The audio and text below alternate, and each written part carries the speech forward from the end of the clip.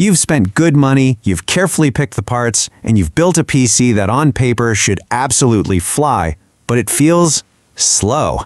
It is, without a doubt, one of the most maddening problems you can have, and today we're going to get to the bottom of it.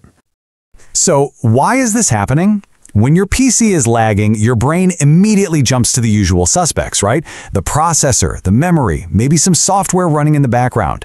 But what if I told you the real problem isn't even inside your computer case? We're going to start with the #1 culprit that most people completely overlook: your internet connection.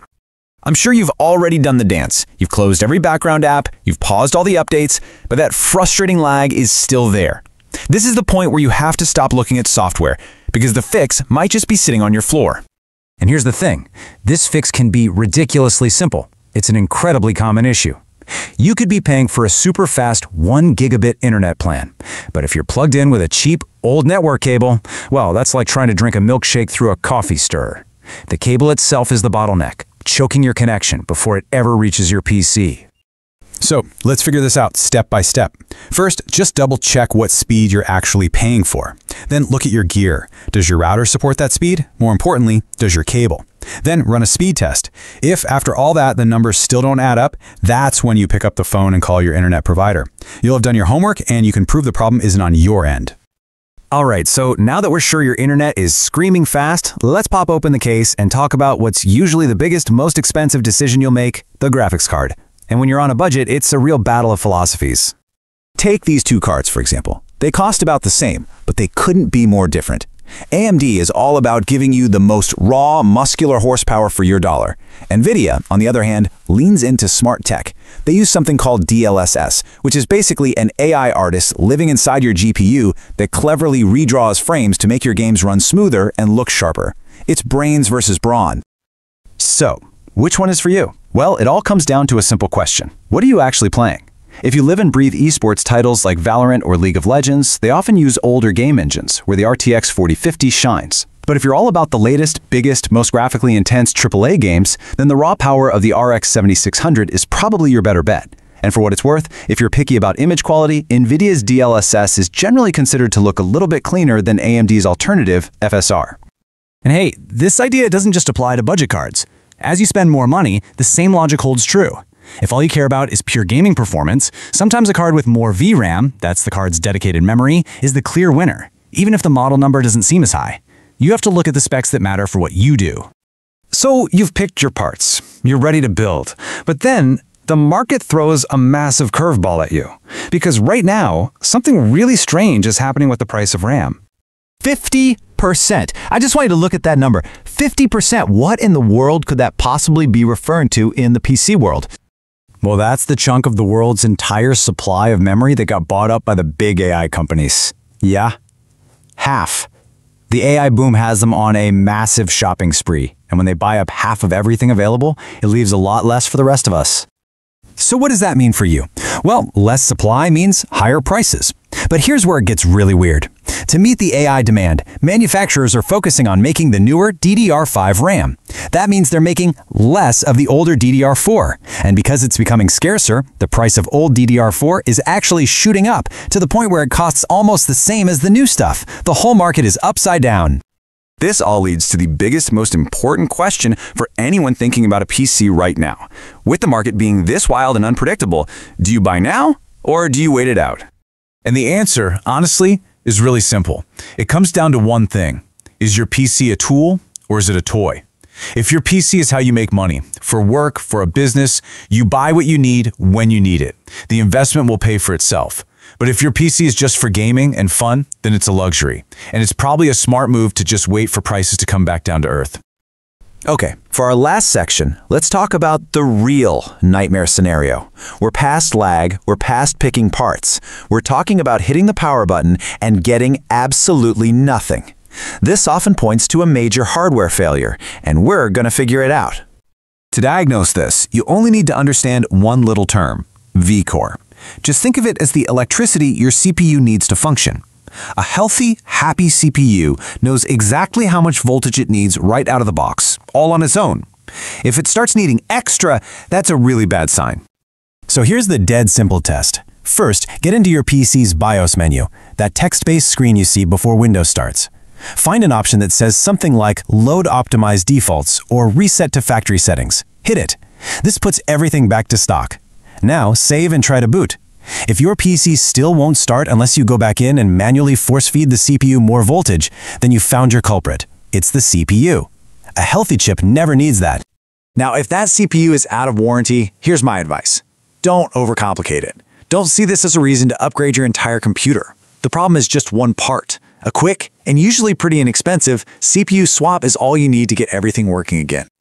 You know, when you zoom out, everything we've talked about, internet lag, GPUs, RAM prices, even a dead CPU, it all points back to this one idea. It's not about having the fastest, most expensive parts, it's about having the right parts for you. And that, right there, is the most important question you can ask yourself before you spend any money or any time working on your PC. Are you making choices that fit what you actually do? Nail that down, and you'll build a system that doesn't just work, it works perfectly for you.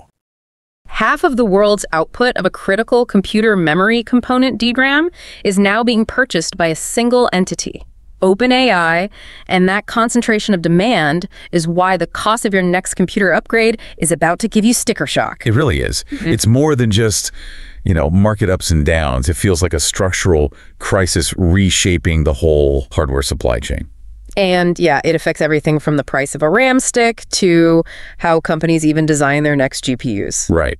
So today we've got a stack of sources, and we're going to dig right into some of those common tech frustrations, those really complex hardware choices you might be wrestling with right now.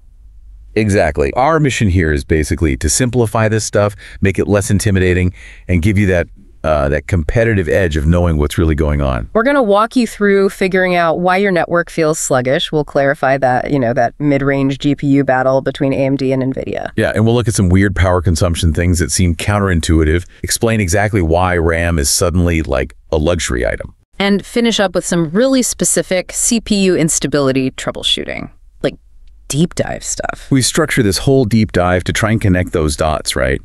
Between the big global market forces and how your actual hardware performs on your desk. Makes sense. Start local, then go global. Exactly. Start with those frustrating network issues that are often hiding in plain sight, and we'll move into the hardware comparisons, bridge that with power efficiency, and then, jump into that global memory crisis affecting everyone. Let's get straight into solving those invisible bottlenecks. Okay, let's start with something we've all felt. The internet just feels slow.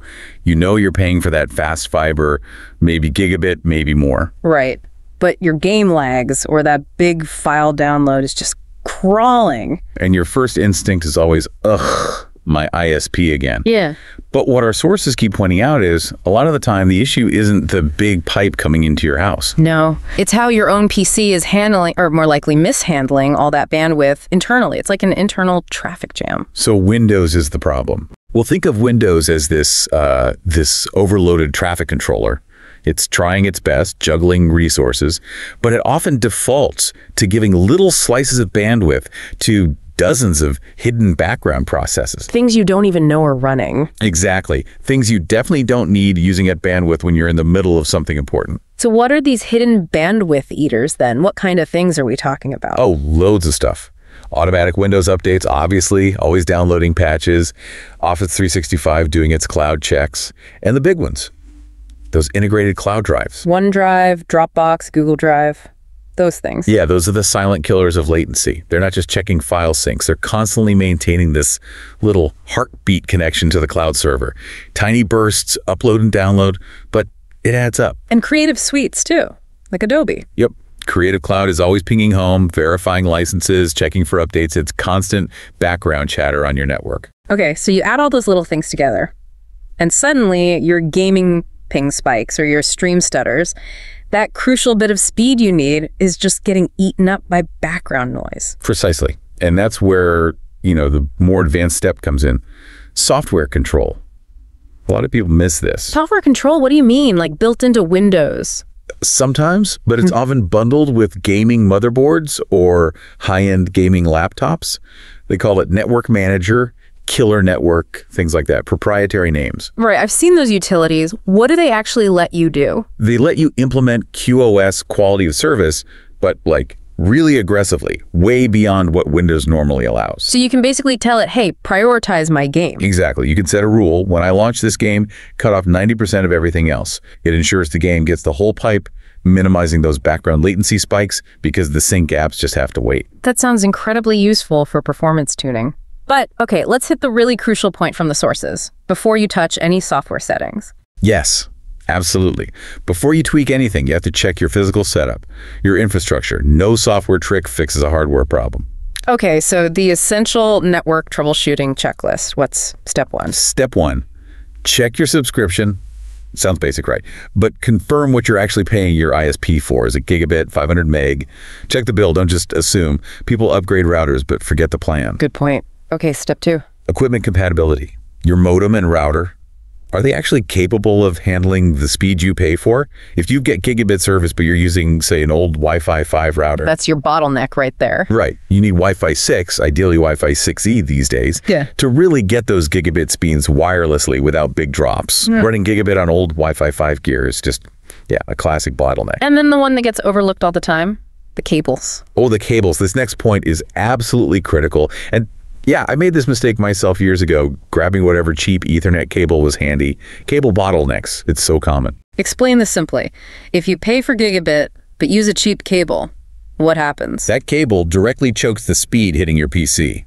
It physically cannot carry the data fast enough. So what should people look for on the cable itself, like printed on the side? The rating, it'll say Cat 5e, Cat 6, or Cat 6a. If you're paying for anything over 100 mPs, you really need Cat 6 or Cat 6a. What's the difference? Cat 5e might do gigabit over short distances, maybe, but its shielding isn't great. Cat 6 handles 1 gigabit reliably, and even 10 gig over short runs. Cat 6a is built for 10 gig up to 100 meters. So if you plug an old Cat 5e cable into, say, a modern 2.5 gigabit port on your motherboard, the cable itself forces the speed down. It might negotiate down to only 100 mPs. You're paying for a superhighway and forcing the traffic through a tiny side street. Okay, that Cat rating difference is vital. So listener checks their ISP plan, checks their router is modern, checks they're using Cat 6 or better cables. Then what? Then it's time for verification. Speed tests. Get a baseline. Our sources suggested a modern device, like a good laptop on Wi-Fi 6, should hit maybe 800 to 900 megabits per second download on a 1 gig connection. That's the benchmark for healthy Wi-Fi. Right. If you've checked all your local gear, good router, good cable, directly plugged in, and you're consistently seeing speeds way lower, like 100 or 200 Mbps, then the problem is likely upstream or maybe a weird port issue. And that's when you call the ISP, after you've ruled out your own stuff. Exactly. And you can call them confidently. Say, look, my router is Wi-Fi 6, my cable is Cat 6a plugged directly in, and I'm still only getting 200 Mbps. That cuts through their usual script. Because you've already done their basic troubleshooting for them. Right. They can then run remote checks on their end port configurations, signal issues. And if that fails, then they send a technician to check the lines outside. But you got to rule out that cheap Ethernet cable first. Okay. Moving from connectivity to the silicon itself, let's dig into the mid-range GPU market. This is where most people actually buy their graphics cards, right? Yeah, absolutely. It's the real battleground. And a great example right now is comparing the AMD Radeon RX 7600 against the NVIDIA GeForce RTX 5050. Our sources put them pretty close in price, around that 6.5 million VND mark, and both usually come with 8 gigs of VRAM. That's right. Similar price, similar VRAM on paper, but they really highlight the different design philosophies between AMD and NVIDIA. It's fascinating. Okay, so AMD's approach with the 7600, what's the core idea there? AMD, especially with their RDNA 3 architecture in the 7600, tends to favor raw performance. Strip away all the software layers, just look at the silicon horsepower shaders, bus width, clocks, and the 7600 often just has more grunt. More raw muscle. Exactly. Which means it generally pulls ahead in modern games, particularly those using DirectX 12. These are the newer, visually demanding titles pushing lots of effects and high-res textures. But there's a catch, right? Especially for older games. There is.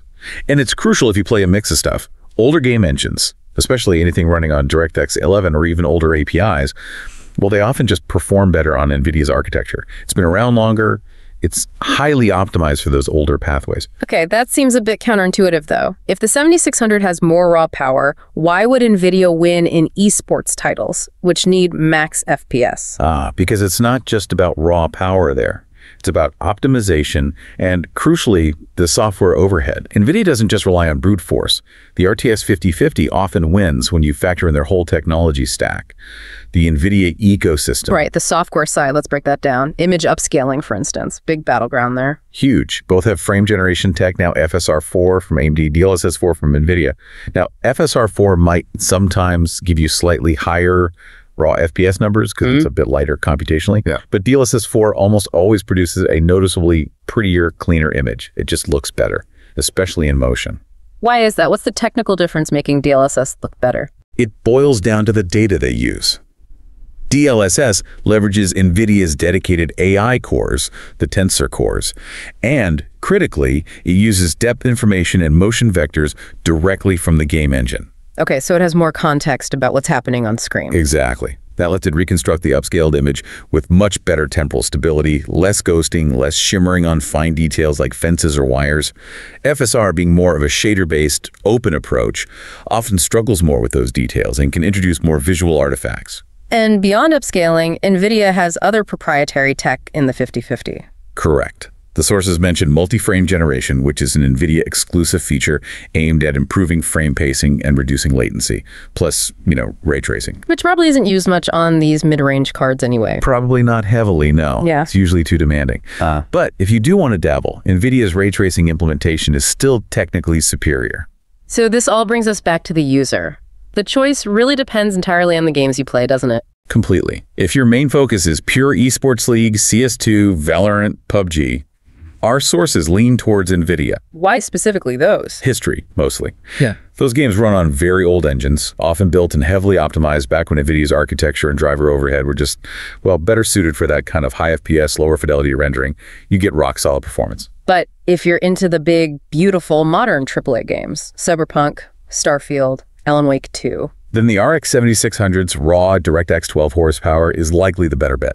It's that fundamental trade-off. Yeah. Legacy engine optimization versus modern graphical muscle. Okay, but we have to talk about VRAM, especially looking at the next step up. AMD seems to be pushing that advantage hard. Yeah, absolutely. Look at the next tier comparison. AMD's RX 9060 XT with 16 gigabytes of VRAM, often priced similarly to NVIDIA's RTX 5060 Ti, which only has 8 gigabytes. And for a pure gamer, especially at 1440p, 16 GB versus 8 GB. It's becoming a no-brainer. Games are just eating VRAM. We're seeing titles easily use 10 GB, 12 GB, even more at high settings now.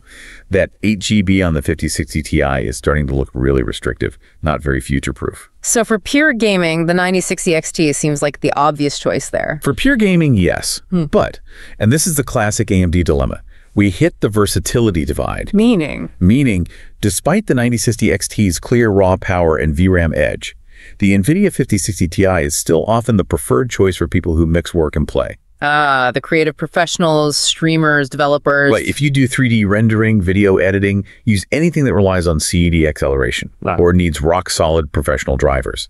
NVIDIA's software ecosystem and stability still give them a major advantage for those multi-purpose users. It's raw gaming power versus broader usability and features. All right, let's tackle a really interesting hypothetical from the sources, one that kind of messes with your intuition about percentages. Does a huge GPU running lightly, say an RTX 5090 at maybe 50% load, actually use less power than a small GPU running flat out, like an RTX 5060 at 90% load, when playing a light game like League of Legends? Yeah, it's a great question because your first thought is, well, 50% is less than 90%, so less power. Exactly. But it's not that simple, is it? Not at all. That load percentage is completely relative to the card's total capability. You have to think about the absolute numbers. Okay, break down the 5090. That thing's a monster. 50% load on that. What does that actually mean in terms of power? It means an enormous amount of silicon is still active. A 5090 might have a maximum power draw of, 500, maybe 600 watts? So 50% load could easily be pulling 250, maybe 300 watts from the wall. You're still running half a flagship card. Exactly. That 50% load on a 5090 is probably equivalent in processing power, and maybe even power draw, to running an entire high-end card from the previous generation, like a 5080, flat out. Okay, now compare that to the little 5060. The 5060 is built for efficiency.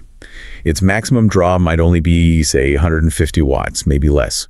So even running hard at 80 or 90% load, it's probably only pulling around 120, 130 watts. Ah, okay. The absolute numbers are just way, way different. The raw capacity gap is just too huge. So the conclusion is clear. In any direct comparison playing the same light game, the RTX 5090, even lightly loaded, will always use significantly more power than the 5060. And it'll run hotter, presumably. And run hotter, yes. And of course, deliver massively higher FPS, even at that 50% load. But wait, there's an efficiency angle here too, isn't there? Like performance per watt? Yes, good point. Right. While the 5090 uses more total power, it's likely far more energy efficient in terms of FPS per watt. If your goal was, say, exactly 100 FPS, right, the 5090 might achieve that using less power than the 5060 would need running at 100% just to hit that same target. But if the goal is simply minimum power draw while playing LOL, the smaller card wins because its absolute ceiling is just lower. Okay, this really clarifies the bottleneck in those big esports titles then. The GPU often isn't the limiting factor at all. Exactly. That's why the sources advise against just throwing a bigger GPU at games like League or Valorant, hoping for more FPS. Because they're CPU bound. What does that mean exactly? Right. CPU bound means the game relies more on the processor's ability to handle game logic and tell the graphics card what to draw, rather than on the graphics card's ability to draw complex scenes. Think single-core CPU speed. So the CPU is basically feeding instructions to the GPU, and in those simple games, the CPU can't feed instructions fast enough to max out a powerful GPU. Pretty much. The GPU is sitting there waiting for draw calls from the CPU. That's why upgrading your CPU often gives you a bigger FPS boost in those specific games than upgrading your GPU. A 5090 is just massive overkill for what those engines are asking the GPU to do. Which leads to that practice you see with pro gamers, capping their frame rates. Yeah, exactly. You'll see streamers and pros, even guys with 5090s, limiting their FPS to match their monitor's refresh rate, 144 Hz, 240 Hz, whatever. Why do that if the card can push like 500 FPS? Couple reasons. One, it prevents screen tearing, giving a smoother visual experience. Two, crucially, it can actually reduce system latency sometimes because the whole pipeline isn't constantly stressed trying to render frames that will never be displayed. And capping FPS must save a ton of power too, right? Oh, absolutely. When it's uncapped, the GPU is just running full tilt, max power, max heat. When you cap it, the GPU realizes, hey, I only need to produce 240 frames per second. It can clock down, use less voltage. Runs cooler, quieter. Cooler, quieter, uses less power, and still gives you the absolute maximum usable frame rate for your monitor. That's why our sources suggest that for even high-level competitive play, something like an RTX 5070 paired with a good CPU is usually more than enough. It hits that sweet spot of performance and efficiency. Okay, let's shift gears and talk about money, because this affects everyone building or upgrading. We have to connect hardware performance to the global market, especially with RAM right now. We're seeing this massive shock RAM prices just shooting up. Yeah, it's palpable. The sources mention seeing DDR4 prices jump significantly, like 50,000 VND almost overnight in some local markets. And it's tempting to blame currency fluctuations or local issues. But that's not the main story here. Not really, no. Those are secondary factors. This is a global structural thing hitting builders everywhere. There are basically two massive pressures squeezing the market. Okay, what's the first one? The first is on the supply side. The big memory makers, Samsung, Micron, SK Hynix, they're deliberately cutting back production of older standards, specifically DDR4. Why would they do that? Just phasing it out? Partly, yeah. But they're actively shifting their incredibly expensive factory resources, their fabs, almost entirely over to producing the newer standard, DDR5, and also the really high-end stuff. Okay, that makes sense, focusing on the new tech. But the speed of these price hikes feels like more than just phasing out old stock. It feels abrupt. It is abrupt because of the second pressure, the demand side shock. And this is the big one, the aha moment we mentioned at the start, AI. Right, you said OpenAI. OpenAI is reportedly ordering 50% of the global DRAM production capacity right now. 50%, half. How is that even possible for one entity or one sector, really? It's this incredibly concentrated industrial demand. We're talking about the actual factory capacity, the silicon wafers that produce all types of memory. Wow. That includes the regular DDR5 for your desktop, but also the specialized, super fast, high-density memory needed for AI training hardware, things like HBM, high bandwidth memory. So when companies building massive AI infrastructure place these huge long-term orders, They're essentially booking up the factory time and the raw materials needed to make all memory. They're buying the capacity that would otherwise be making the DDR4 and DDR5 sticks we put in our PCs. so the AI boom is directly cannibalizing the supply for the rest of us, consumers, businesses, everyone. Pretty much, yeah. It leaves the entire rest of the world fighting over the remaining 50% of the commodity supply. Basic economics, right? Supply gets slashed in half, demand stays high, prices just explode globally. Wow. And this explains that weird situation we're seeing with DDR4 versus DDR5 prices. Exactly. Because DDR4 supply is being choked off intentionally, while the fabs prioritize high-margin DDR5 and even higher-margin HBM for AI. The price of old DDR4 is creeping up like crazy. Sometimes it's nearly the same price as DDR5, or occasionally even more expensive. Okay, so for someone building a PC today, what does that mean? If DDR4 and DDR5 are similarly priced? Then DDR5 suddenly becomes the much better long-term value. You get a newer tech, better performance potential, better future compatibility with newer CPUs, and you're not buying into a market that's being deliberately starved of supply. Right. Avoid the artificially inflated old tech. Yeah. Which brings us to the consumer advice, and you got to balance this carefully given the crazy prices. Okay. So if you're building a PC just for fun, gaming, browsing, watching videos. Honestly, if you can wait, probably wait. Postpone the big purchase, save your money, let the market hopefully stabilize a bit as DDR5 production ramps up more. Don't pay the AI tax if you don't have to. But what if you need the PC? Like, for work? Then the calculation totally changes.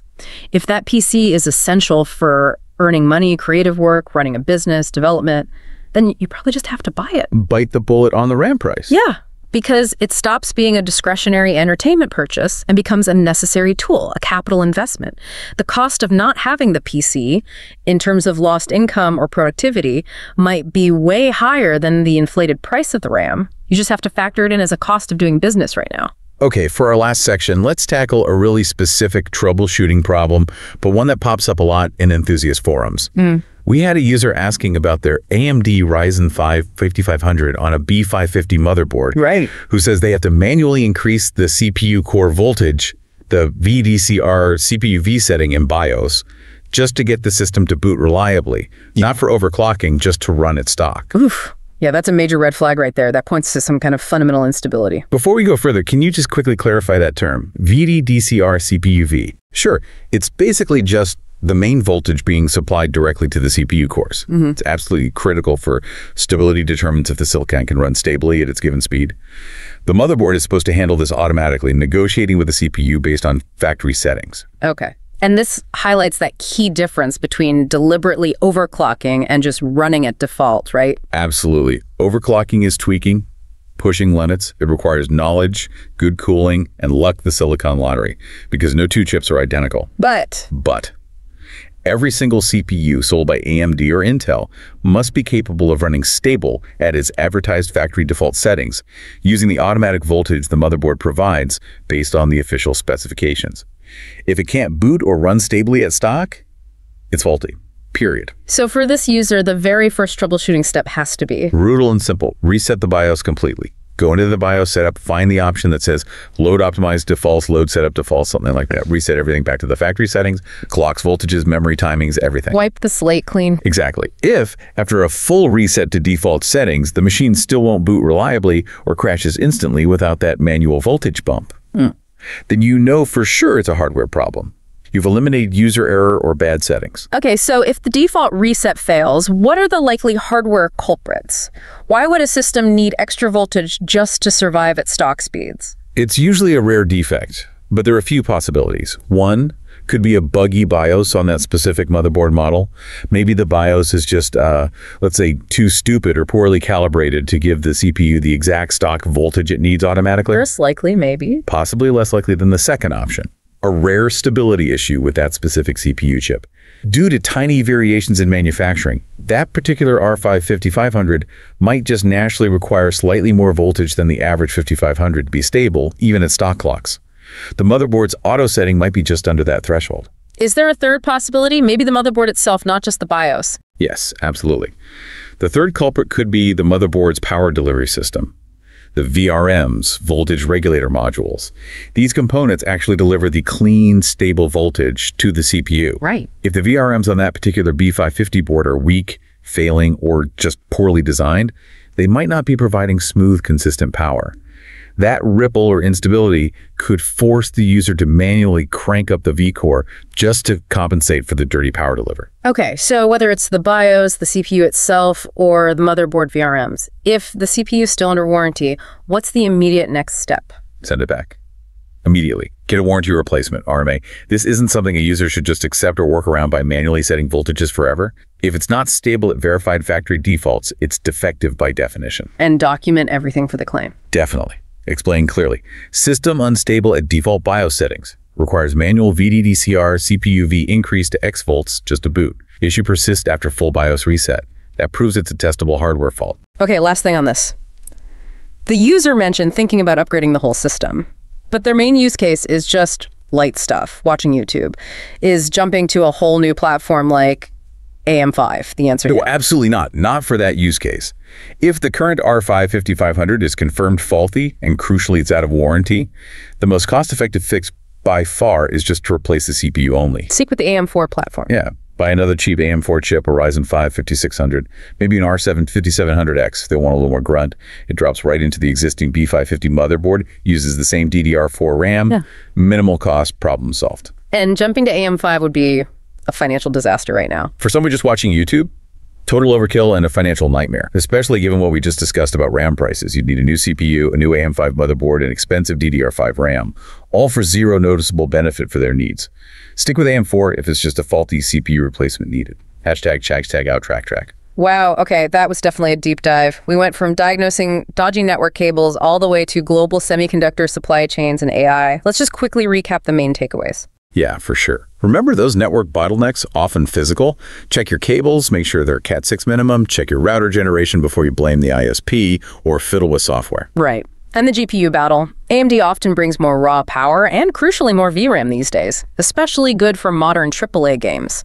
But NVIDIA still has the edge with its tech stack like DLSS4, feature stability, and better support for creative or multi-purpose work. And the big one, AI infrastructure, led by massive orders, is eating up about half the world's DRAM production capacity. Right. That's the primary driver behind soaring RAM prices, making older DDR4 sometimes as costly as new DDR5. Which makes DDR5 maybe the smarter buy right now, despite the cost, if you're building new. Yeah. And finally, if your CPU or any component isn't stable at factory default settings after a BIOS reset. It's faulty. Don't live with it. Don't try to patch it with manual settings long term.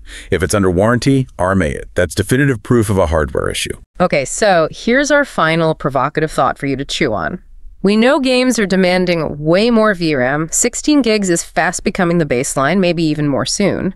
We also now know that the AI industry is directly competing for the same memory fab capacity that makes both system RAM and the VRAM chips on our graphics cards. Right, it all comes from the same limited pool. So given that VRAM capacity is maybe the single biggest factor for future-proofing a gaming PC now, and it relies on that same incredibly strained supply chain, is VRAM the most critical and maybe the most volatile and soon-to-be expensive spec you need to watch when building your next PC? If half the DRAM supply is getting bought up today, what's 24 gigabytes of VRAM going to cost us next year? If you enjoy this video, please like, share, subscribe, and hit the bell to the latest update from my channel. Thank you for watching till the end, and see you in the next video.